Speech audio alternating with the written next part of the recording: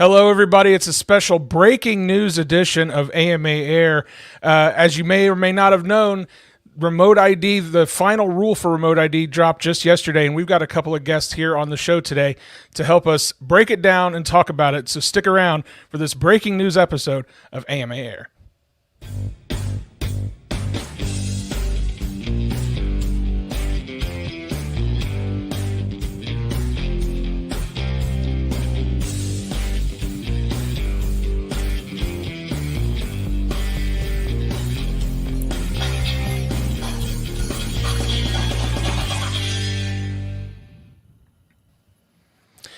Hello, everybody. Thanks so much for joining us on this special breaking news edition of AMA Air. We're going to be talking today all about the final rule for remote ID that just dropped from the FAA yesterday. I've got a couple of really special guests here to help us talk about it. First, we have AMA Executive Director Chad Boudreau joining us, as well as AMA's Government Affairs Director Tyler Dobbs. Chad, Tyler, thank you guys so much for joining us today on this special broadcast. I appreciate it. Appreciate everyone for joining. We'll continue to provide updates not only in this broadcast, but throughout the days and weeks as we discuss this 470-page document of remote ID. Agreed. Thanks, Matt, for having us on. Absolutely. So there's a lot of stuff to talk about today. And like I mentioned, we're really glad you guys are taking the time out of your day to help us break this down. All of you guys watching, thank you so much as well for tuning in and watching and listening. Of course, we're going to be monitoring the chat as well throughout the broadcast. If you guys have questions, feel free to put them in there. I think from what I've been seeing, I think we're going to probably be answering most of these questions as the broadcast goes on. But let's jump right into it, guys. There's, like I said, a lot to talk about. We're about almost, I think, to the day, a year out from when the proposed rule for remote ID came out back around, like I said, almost to the day a year ago. Tyler, let's start with you. Can we talk a little bit about what was in that initial proposed rule? Because there were a lot of things that we were very concerned about, and compare that to what's actually in the final rule now, because I think there are a lot of differences between those two rulings. There are, and as you mentioned, a year ago we saw this proposal, and in it there was one requirement, one option for remote ID. You had to be linked to the internet. You could only fly 400 feet from the control station.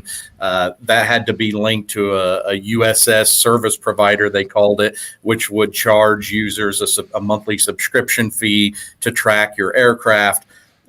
We ran into a proposal that each aircraft had to be registered separately for recreational users. There was going to be a fee associated with each one of those registrations. So there was just a whole host of things that we had problems with. Our fixed flying site locations, the FAA was only giving us a year to request that those sites be exempt. And after that year, each of those sites that didn't renew their exemption, or the FAA found that that site was no longer an area where they felt could be exempt, those would just go by the wayside. The rule went as far as to say, over the course of a decade or decades, that those sites would be just completely removed through attrition. So thankfully, as we read this rule, and obviously no remote ID rule was going to make our community happy. Obviously, we feel like we do line of sight operations and we want a complete exemption. However, Department of Defense, Homeland Security, and all of these security agencies, that just wasn't going to fly. They essentially wanted remote ID on everything that's in the airspace. So Congress had to weigh the requests of these other agencies while fulfilling the mandate from Congress to create some sort of platform so that UAS and recreational UAS could be remotely identified. That being said, I think this final rule lands in a much, much better place than the rule that we read 1 year ago today. There have been a number of changes that are in this final rule that will be much cheaper and much easier to comply with than what the proposal outlined in the rule of 2019. So happy to dig into that a little bit. But overall, the 53,000 and some odd comments that many from our community specifically, but the hobby community in general and the industry in general. All of those people that commented and made suggestions, seems that the FAA took that to heart, and the changes were made. Many of the changes were made that people requested. So certainly the changes and all the credit for those changes need to go to those 53,000 commenters that were out there. Agreed. And I'm seeing a lot of comments in there. People are ready for us to jump right into it. But I do think it's important to remind people that the whole purpose of remote ID really is driven by national security and homeland security and Department of Defense. They really want to ensure we have a safe national airspace, and the airspace is evolving. I see chats about drone package delivery and other uses out in the airspace. So this is the FAA's approach to satisfy national security and allow new entrants into the airspace. Well, let's jump into what is actually in this final rule. So we have essentially 3 different scenarios for a hobbyist to comply with this new final rule for remote ID. Let's start looking at them one by one and kind of get an idea of what are in these scenarios that folks will have to comply. Sure, happy to do so. So as you mentioned, there's 3 options that you can comply. The standard option for remote ID, that's its name, standard remote ID, that will be built in at the manufacturer level. So essentially, the FAA outlines a timeline on when these will be implemented. This will be in the Federal Register for 60 days. So all of the timelines will be after that 6-day period. So there'll essentially be 2 months added to these timelines from yesterday. So 18 months from when this leaves the Federal Register, manufacturers will be required to install remote ID in those aircraft that are being built and go into the shell. That standard remote ID will essentially broadcast the location, the lat and long, a unique serial number that will be tied to the registration of the user, the control station location and altitude, emergency status for the aircraft. A host of information will be sent out through that standard remote ID package. And users will essentially log on to their drone zone where they have their FAA registration, write in that serial number for that new aircraft they purchase, and will be tying that your current registration number to the serial number of that aircraft, and that will be what's broadcast out through the frequency signal.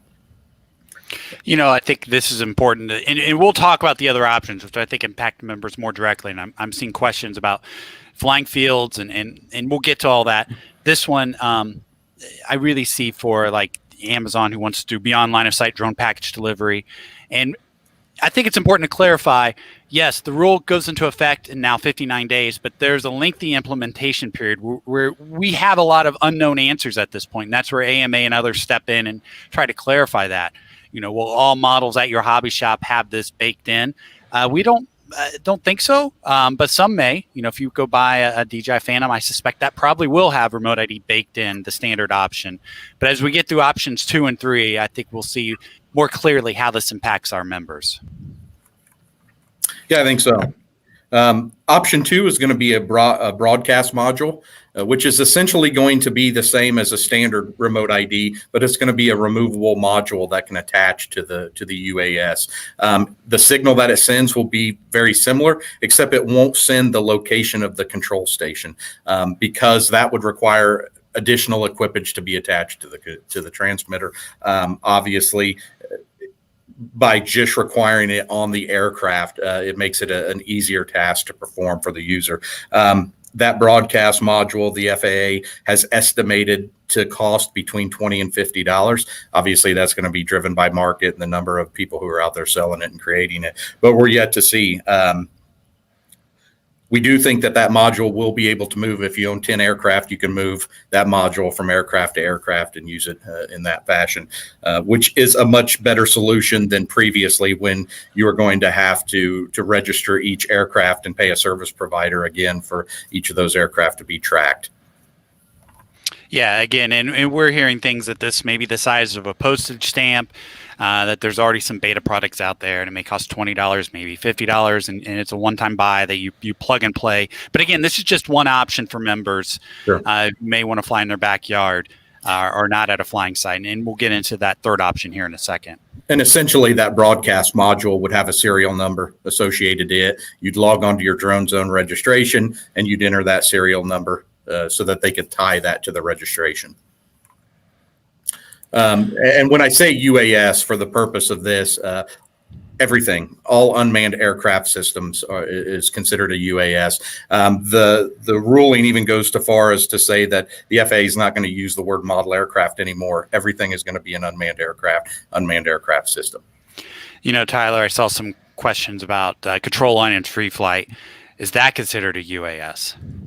I think that all that will come to a head. I think currently we're working through this process for letters of agreement in controlled airspace. The FAA has came to us and said, look, we are not doing this letter of agreement for control line at this time. We've had 2 or 3 clubs that specifically only fly control line. They said they don't view that as an unmanned aircraft. They don't see it navigating the airspace. They don't think that they have to follow that rule under Section 349. Free flight, we haven't had that head to head yet. We've requested many times they make give us their definition on if they determine free flight to be an unmanned aircraft system. We don't think it navigates the airspace, so we don't think it falls under that definition. I think that comes to a head with this remote ID. Obviously, AMA will still take that same interpretation, and we don't view free flight as an unmanned aircraft system. But I think that that's a battle yet to be had with the FAA, and I think remote ID will make that come sooner rather than later.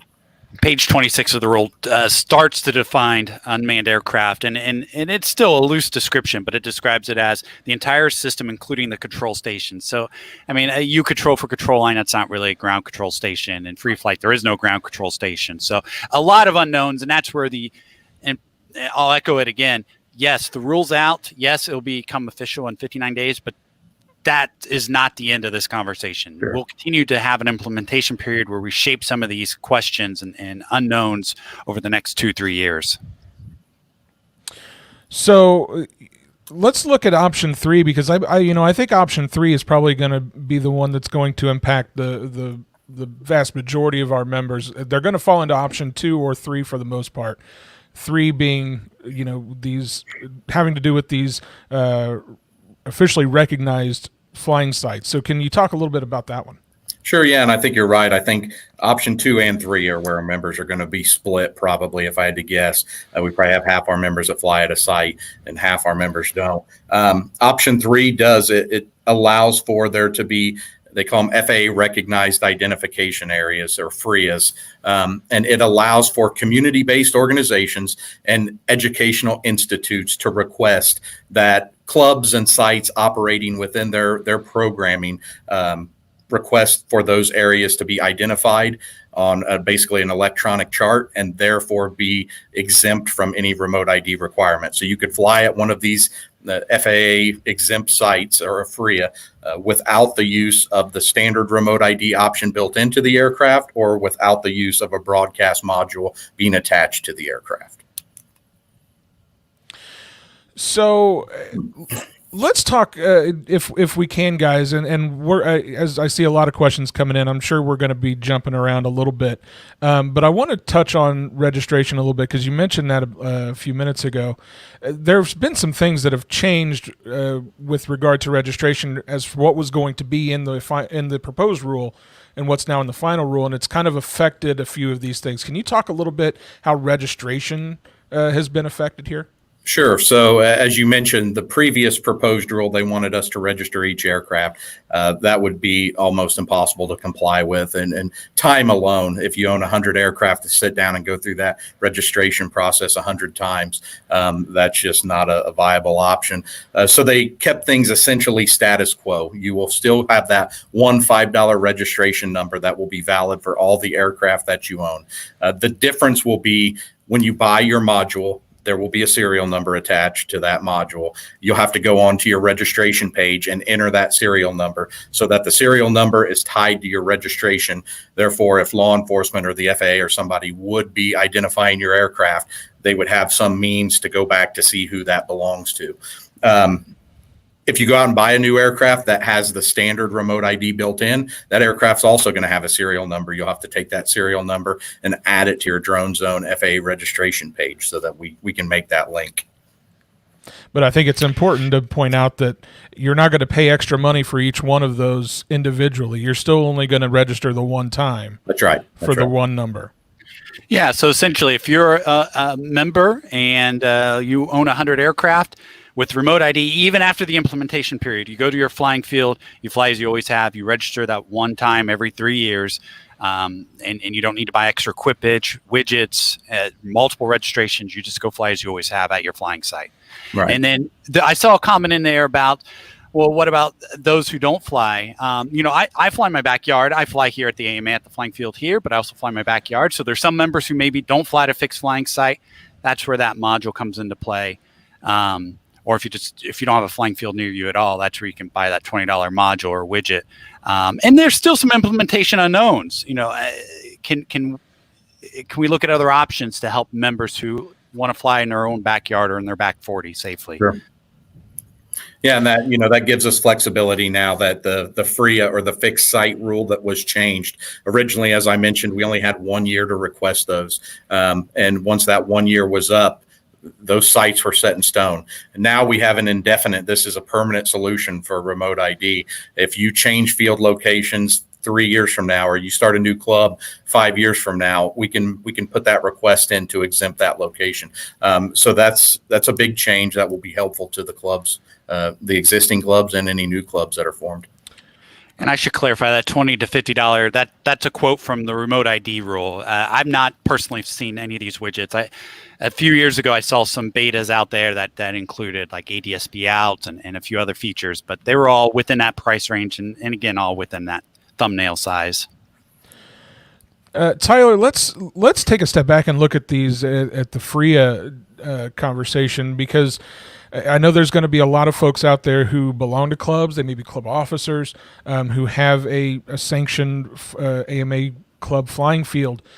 Is there going to be a process? How's somebody going to take their existing flying field and turn it into a FRIA? What's that process going to look like? We don't know for sure.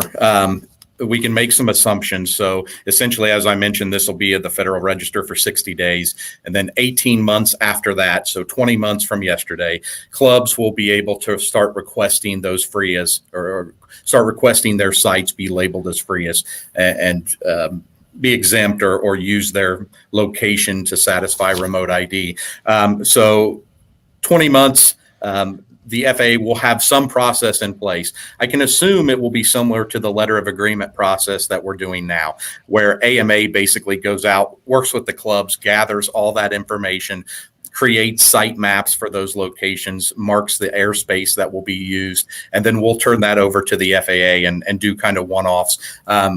That way we run into issues. I know that our clubs are usually more comfortable working with us than they are with the FAA. So we're kind of the middleman to help facilitate some of those negotiations. I would assume that will be the same process, but we'll kind of have to wait and see. I think that, again, this is very early on. I think the FAA will be sending out some additional information soon. We have a weekly meeting with the FAA. Obviously, our next meeting will be pretty interesting. I think we'll be able to learn some more. We'll just have to see where we land.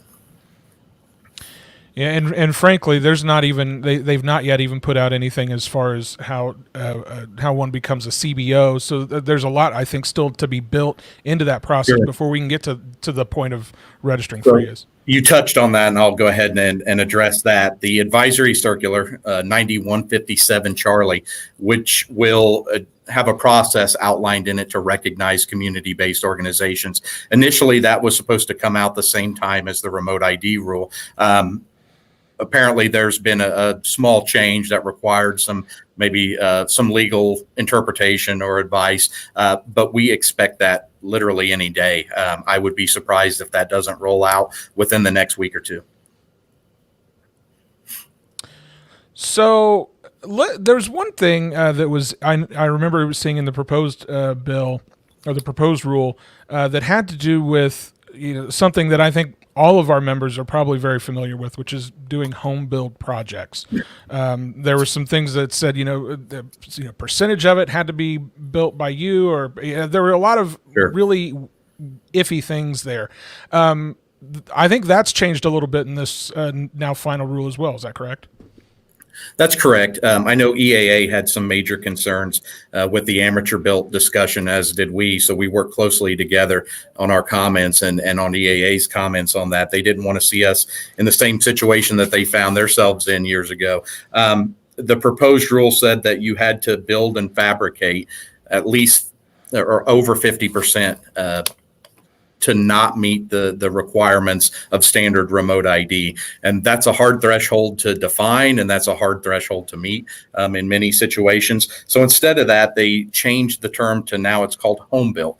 And you don't have to meet a percentage. There's not a requirement you have to fabricate or construct of the aircraft, as long as you're doing some fabrication and or construction. And you're only using that aircraft for recreational or educational purposes, then that's going to be considered a home built. And you can fly that aircraft without installing the standard remote ID technology in it. So that gives you the option of the add-on module or flying at one of these fixed flying sites.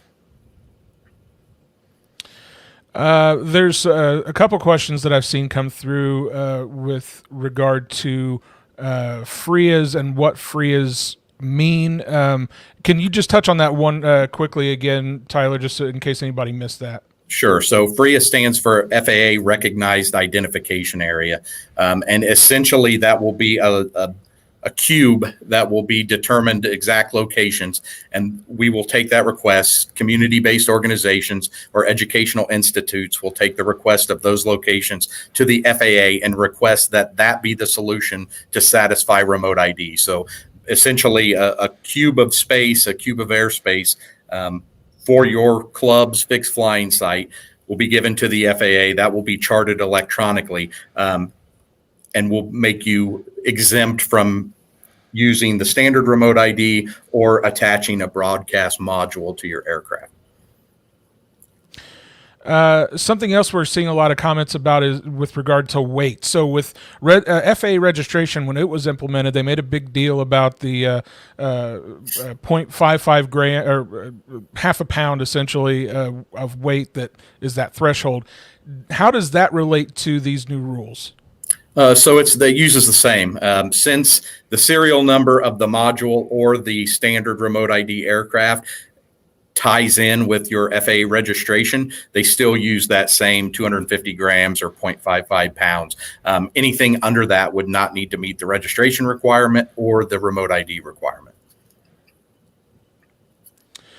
Let's see, looking at some other questions here. So I'm kind of curious, guys. What's kind of next here? So, there's some questions about, is there anything else, anything more we can do? I don't know that. I mean, at this point, we're kind of locked into what this final rule is proposing. Is that right? Well, I mean, there's always options out there. I know that some people I've spoke to so that they want a complete exemption. My honest opinion is national security is now involved in this, and I just don't see that as a true option. But you never know. I mean, that's obviously an option that we'll always go to bat for. This implements in essentially 32 months from yesterday. FAA reauthorization comes back in 2023. So very shortly after this implementation period, we're going to be looking at FAA reauthorization, which are the rules, the legislation that we're required to follow. That's where we have our best shot of going to Congress and saying, we would like to change rule A, B, and C.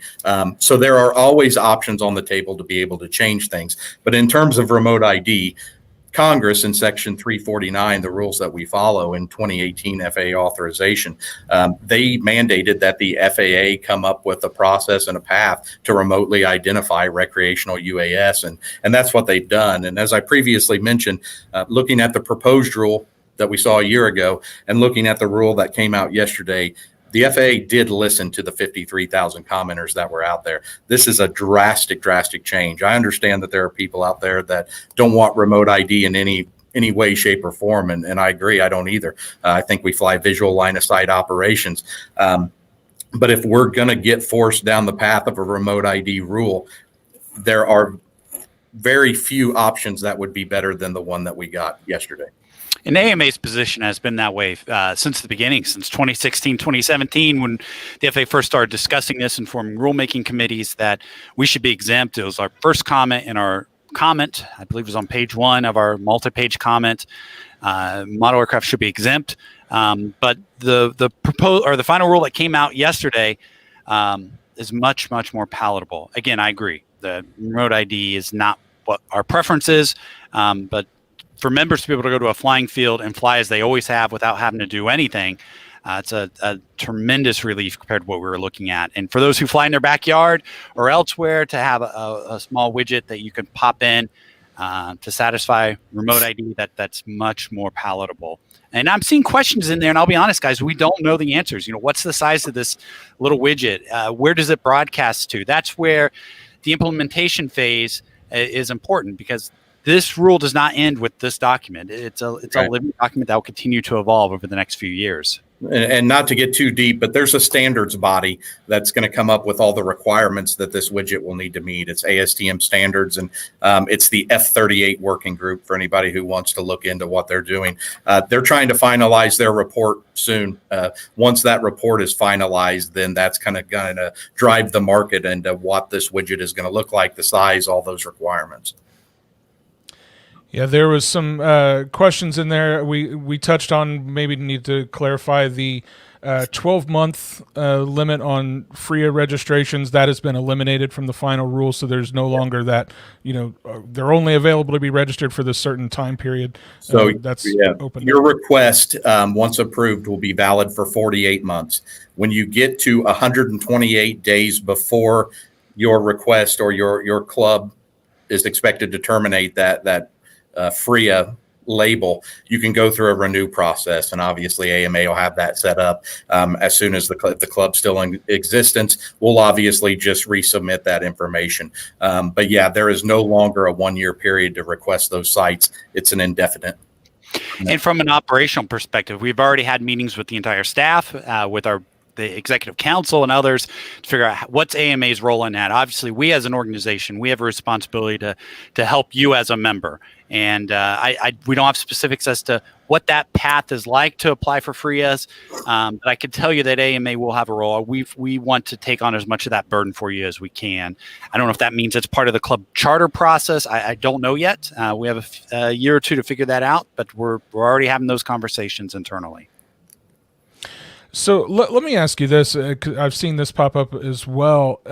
Enforcement. So, we'll have, I'm sure, I know I've been getting questions from club officers, from various folks that say, well, at my club, do we now need to enforce, all of these new rules at our clubs? What's our guidance to our club members when it comes to these new regulations? Well, obviously, in terms of registration and now with this fixed site, that will just be the option. I mean, if there will be no enforcement at the site. In terms of FAA registration, we've always taken the approach that's the club's decision. You can certainly ask for FAA registration. AMA doesn't ask you to do so. You don't even have a pathway to check to see if that FAA registration is valid. I could print off my card and change my numbers out with Matt and show everybody here that's here watching today, and nobody would know if that's a valid registration or not. But if that's something that the club wants to do and they feel more secure and safe, and maybe you operate at a sensitive location, a military base or near an airport, and you want to cover all your bases, then by all means the club can do so. And as far as the FAA is concerned, they're not going to be out patrolling our flying fields to see if everybody's complying. But they don't really have the resources to do that. Typically, what would happen is local law enforcement would get a call, someone is flying somewhere that they shouldn't be, or just they get a wild hair and want to check remote ID when they're driving by a club field. They may not even know that a club field is exempt, but it could just be a group of guys flying or girls flying in a farm field. They could check for remote identification, and if he or she has it or doesn't have it, then they may take they may stop in and have a discussion. I think that's a bigger question. Is the FAA is going to have to do some education here to make sure there's a lot of rules in here, and the boots on the ground, the typical law enforcement officer who's going to be the first person on the scene, they're not going to know. They may not know that there's a process to exempt flying sites. They may not know the difference between standard and remote ID, and really it's not their job. I mean, there's a process in place where they can reach out to the FAA and get flight standards involved. But if this is the purpose, which DOD said the purpose of this and Homeland Security is to get the information that law enforcement with boots on the ground needs, then we're going to have to educate those people and give them the tools that they need and the information that they need to make this useful. So let me ask you, we'll switch gears just a little bit here and ask, how will this affect events? Because, we have big events that go on all over the country at all different types of venues. What should folks look forward to with regard to either going to or even planning a major flying event? I think more of that is to come. The FAA has outlined there will be a waiver process. They want these FRIA sites to be more permanent rather than temporary. So they don't want you to label somewhere a FRIA site for 2-day event. For that process, they say that they will have they'll outline something that we can do to request a waiver for those one-off type events that are not in a FRIA. And I saw someone say, well, how big are the sites? Well, that depends how big your operating area is.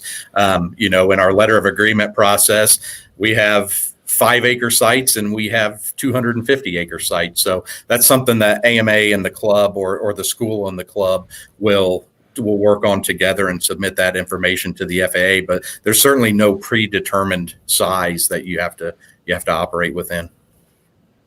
And we're probably getting a little deep in the weeds. This leads me to think of questions like FAI and international members who maybe are snowbirds who come down from Canada or compete at a global scale. The FAA does address that. It's not much different than registration. Essentially, if you're a foreign visitor who wants to fly a UAS or a model aircraft, you need to submit your identification to the FAA. So they do carve out a path on that to allow for FAI and global competition. I've seen a lot of comments asking about, what these modules might look like, and we mentioned earlier that's just something we don't really know at this point. I think it's going to be kind of up in the air. I think there's some technical issues that even the FAA still has to determine. Is that right? Yeah, you're exactly right, and that's why if there's a few things you take away from here, in addition to being able to fly at your flying field without having to jump through many hoops at all, is that this conversation will continue over the next few years during the implementation period. And the implementation period is a little staggered, and maybe we could talk about those milestones. Sure. In some cases, it's as late as the September 2023. But AMA will have a seat at the table and will help shape that. We'll be working with manufacturers to help define, what's a realistic widget or broadcast module. Who does it apply to? What are the exemptions? There's still a lot of unknowns. This is a very complicated rule. And even though 470 pages is a lot of pages to outline those details, there's still work to be done. Yeah, absolutely. And I'm curious if we can touch on this timeline once again, just for folks that may have joined in a little late, because, what this is not saying that in 2 months you have to be able to comply with remote ID or you can't fly. No. We are way out from that situation. So realistically, about 32 months you'll need to comply with this rule. Almost 3 years from now, you'll need to comply. This rule will come out of the Federal Register in 60 days, so in 2 months. From that point, manufacturers have 18 months to comply. The FRIA process to get FRIAs identified and approved will start in 18 months. But again, we have 32 months for the user to comply with all the portions of this rule. So we've got some time, guys. It's not, you're not going to be restricted from being able to fly in 2021 or even 2022 as you're flying now. We've got some time still laid out on the table that nothing has to change quite yet for you guys. Tyler, Chad, is there anything else you guys would like to touch on before we wrap this up? I know we've got a lot of questions. I think we've covered most of it. But is there anything else you guys want to share with the viewers? Go ahead, Chad. No, I was going to hit up on some of the questions I see out there. I see questions such as what exactly we broadcasted out of this module. The document, the rule does outline some of that. Primarily, it's tied to your registration number if you're using the broadcast module. So it will be synced up with your FAA number that you receive when you register every 3 years. Another question I saw was about FCC. Has the FCC approved this or reviewed this? And yes, part of the rulemaking process does require other federal agencies and entities to have an input in the rulemaking process, and that's through OMB and through other processing. So yes, the FCC, as we understand, has, but I'm sure there'll be areas that will need refined or maybe haven't been fully vetted yet. I mean, this rule really was, it was pushed through rather quickly. A rulemaking process like this would normally take much, much longer. So I'm sure there are a few areas with the FCC or other areas that are not fleshed out. But Tyler, am I correct that the FCC most likely has been involved at some level? So the Office of Management and Budget, that's kind of their job, is to get all the buy-in from other agencies within the FAA or within the federal government. So they reach out to Homeland Security, Department of Defense, FCC. All of those should be vetted and agreed that they can live with this rule before it gets pushed out. As with everything, there's going to be hiccups during the implementation process. And, the FCC may say, hey, we didn't think about this. We need to go and address it. But overall, the other agencies should be satisfied with the rule. I did see a comment that says, so we're going to be forced to pay a fee to have someone monitor this. So no. So in the proposed rule a year ago, they said we would be tied into basically a service provider, and they would track it, and we would have a monthly fee associated with it. They specifically mentioned that all of that has been removed from this rule. So you will be broadcasting the signal. That's your responsibility if you're not at one of these exempt sites, and that gets read by law enforcement or the FAA or whoever wants to, but you're not responsible to pay a monthly service fee to any provider. I see another question about ADS-B. The FAA really is not interested in integrating with ADS-B. These modules will not be squawking out ADS-B signals. Your flying field's not required to have a widget to broadcast out ADS-B out. No. Yeah, so general aviators, AOPA and others, they were pretty adamant. They did not want ADS-B tied into this at all. And so that's, I think, the FAA spent quite a bit of time on addressing that and it made it clear that ADS-B won't be a part of this. So ADS-B, we probably should define that real quickly. It's basically for manned aircraft, in particular in controlled airspace, or to squawk out. So basically, it's their form of remote ID, maybe in a way, and it's to allow. And the concern with the FAA is once you start putting that on every model aircraft and every UAS and every drone, the airwaves would just be saturated to where it's just unusable. And their hardware and software probably couldn't even handle that much of a bandwidth. So that's what ADS-B is. It's primarily with manned aircraft. Let's talk perhaps a little bit about FPV. Sure. I'll answer one. If you purchase an aircraft before remote ID was required, that would fall under the broadcast module if you're flying outside of a site. So you would attach that to your aircraft if it's beforehand. I know that they're talking about, you mentioned, I think, DJI. I think there possibly are some software updates that they can install to take care of it, but it just depends on your aircraft when you purchased it and so on. But FPV, yes. So FPV, as everyone's aware, is permitted under the recreational rules. It says that you can fly as a recreational user as long as you're flying visual line of sight or flying with a co-locator, essentially a spotter who's maintaining visual line of sight of your aircraft. So FPV is addressed in this. They knew that transponders for events may not make sense for FPV operations. So there's a waiver for events if you're not at a fixed flying site location. Obviously, if you're at a fixed site, you don't need the transponder. But FPV, just through legislation, should be permitted under this rule. So go ahead, Chad. No, I was going to echo some comments that are in here, and we may want to just real quickly rehash the at least the two options that will be most impactful for our members. And I suspect people are joining and maybe missing some of the earlier stream. As a reminder, there are 3 ways to comply with remote ID. One is it seems to be really geared towards Amazon and beyond line of sight, but it's standard remote ID, and it may be off the shelf. When you go to a hobby shop, maybe in 2-3 years, it may have some onboard equipage already baked into the system. Option 2 and 3, which will really, I think, impact most of our members. Option 2 is you can put a module, a broadcast module on your aircraft. We don't have the details. We don't know what exactly that'll cost, where that signal is going to, the size, what's all required. But we're hearing it may not be overly onerous, $20 to $50. A small thumbnail size, postage stamp size. The option 3 is you don't have to really do much at all. Go to a fixed flying site, a flying site that AMA has already charted, and you can go fly your model aircraft, whether it's an old Carl Goldberg or a modern, model aircraft. You can fly as you always have and not have to jump through any hoops. So those are the 3 options on the table at this moment. So I'll discuss kits quickly. Sure. We were on home built and that kind of got astray, but it mentions kits specifically.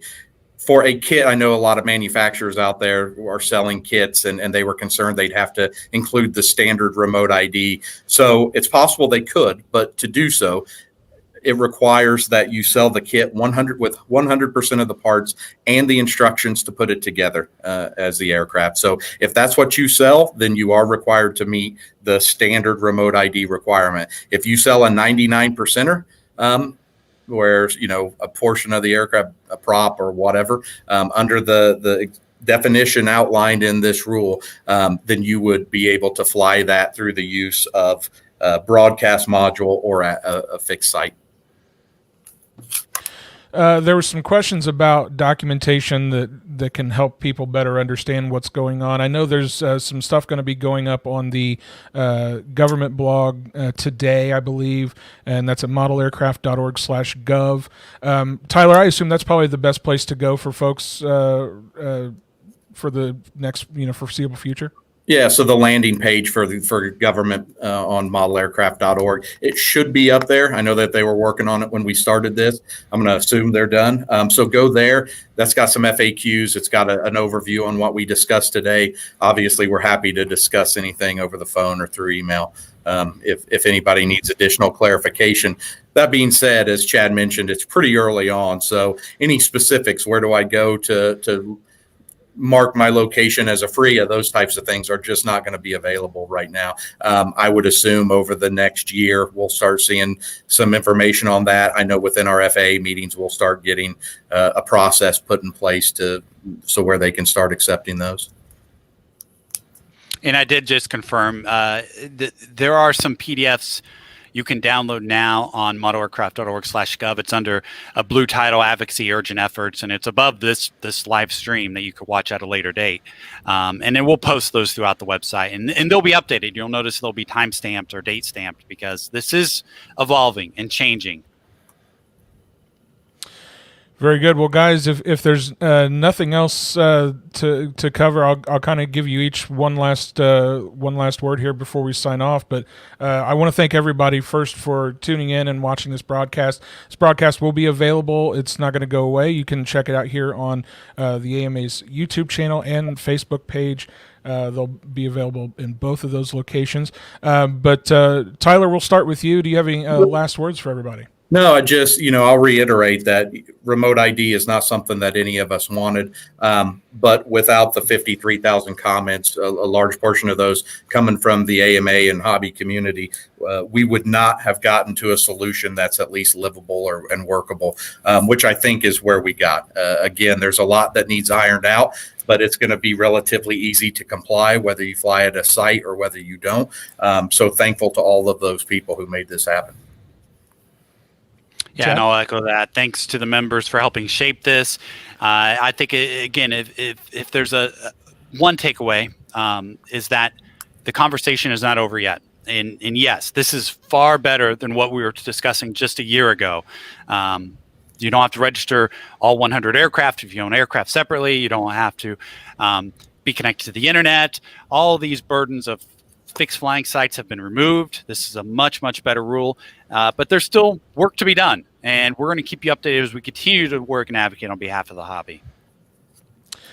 Well, guys, thank you so much for coming on, and again, I want to thank everybody in the comments for sharing comments and stuff. We got to quite a bit of it. There's some stuff we didn't get to that may not have anything to do with this particular rule. We'll cover those questions in further live streams, I'm sure. But again, modelaircraft.org/gov is the place to go for the latest up-to-date information. Again, thank you guys for coming on. Thank you guys for watching. If you would, please like, share, comment, subscribe. We'd love it if you do that. That would be awesome. This has been a breaking news episode of AMA Air. We encourage you guys to check out our regularly scheduled AMA Air on Friday. It's a very special New Year's Day edition being hosted by the RC Sailors. So I hope you guys be sure to check that out. But until next time, thank you so much for watching, and we'll see you guys later.